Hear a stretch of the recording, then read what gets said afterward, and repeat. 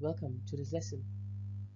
Today, we learn how to hash a string into a whole number using JavaScript. Hashing is a technique used in data structures, cryptography, and indexing to convert data into a fixed size numerical value.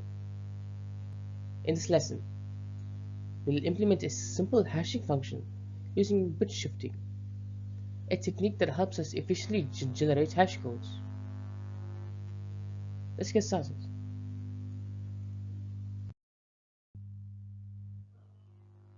Hashing is a technique used to quickly convert data into unique identifiers, or hash code. It plays an essential role in database indexing, cryptography, and data security. Different strings produce different hash values, making it useful for checking data integrity and fast lookups.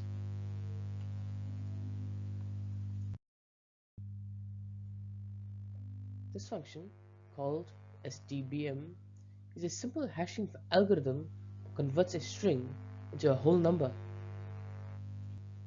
We use bit shifting and character encoding to generate the hash.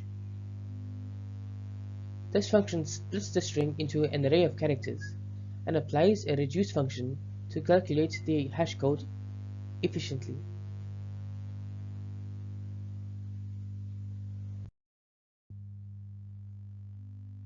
Here's how it works.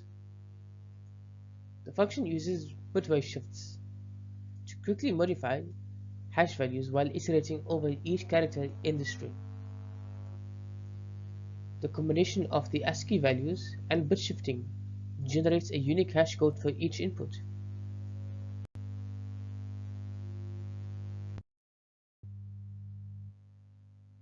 Let's see how our hashing function works in practice.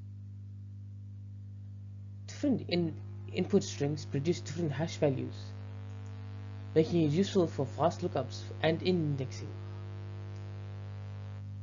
The output is always a numeric representation of the original string.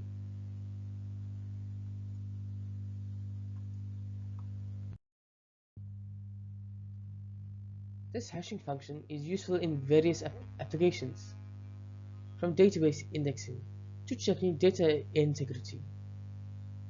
While it is not secure for cryptographic hashing, it is great for generating unique numeric values from text inputs.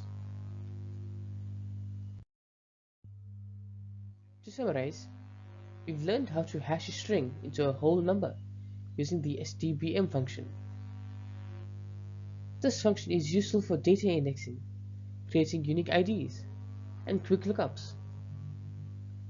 If you want to dive deeper, try implementing this function in a hash table or explore secure hashing methods like SHA-256 or bcrypt. Thank you for watching. If you enjoyed this video, please make sure to like, share, and subscribe for more JavaScript tutorials. I'll see you in the next one.